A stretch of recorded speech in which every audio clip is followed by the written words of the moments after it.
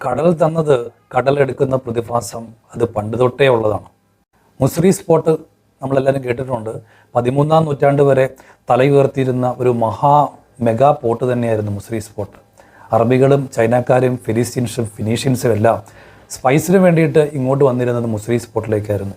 നമ്മുടെ മധ്യ തിരുവിതാംകൂറിലുള്ള പെരിയാർ അടക്കമുള്ള പുഴകളിലൂടെ വളരെ സുഗമമായി വഞ്ചിയിലൂടെയും ചെറിയ ബോട്ടുകളിലൂടെയും ഈ സ്പൈസിനെ മുസിറി സ്പോട്ട് എത്തിക്കാൻ കഴിയും.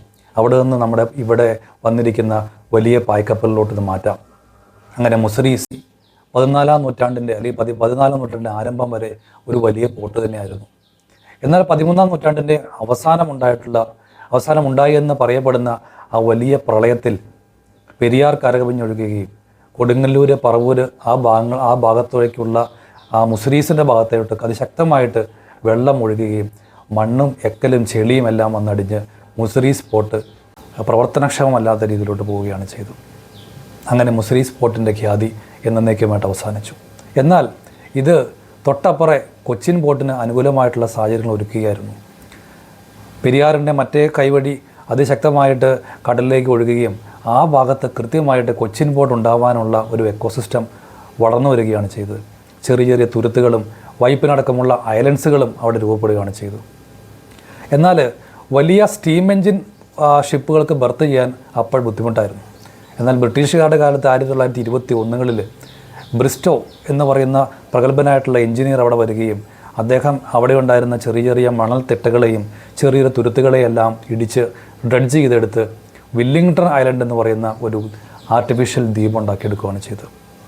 നമ്മുടെ കൊച്ചിൻ പോർട്ട് അന്ന് മുതൽ മുടിചൂടാൻ മന്നനായിട്ട് ബ്രേക്ക് ബൾക്ക് ഷിപ്പുകളും ജനറൽ കാർഗോ ഷിപ്പുകളും കണ്ടെയ്നർ ഷിപ്പുകളും വന്നു പോകുന്ന ഒരു വലിയ തുറമുഖ നഗരമായിട്ട് കൊച്ചി മാറിക്കൊണ്ടിരുന്നു.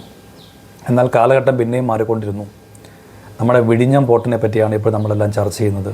ഇന്ന് വിഴിഞ്ഞമാണ് വലിയ പോർട്ട്, ഇന്ന് വിഴിഞ്ഞമാണ് ട്രാൻസ്ഷിപ്മെൻറ്റ് ഹബ്ബ്. അന്ന് മുസിറീസിൻ്റെ കാലത്തും വിഴിഞ്ഞം ഉണ്ടായിരുന്നു. പക്ഷേ അടിയിൽ പാറക്കെട്ടുകളും അതിശക്തമായിട്ടുള്ള വേവ്സ് ഇമ്പാക്റ്റ് ഉള്ളതിനാൽ പല സെയിലേഴ്സിനും വിഴിഞ്ഞം പോർട്ടിൽ ബർത്ത് ചെയ്യാൻ ഭയമായിരുന്നു.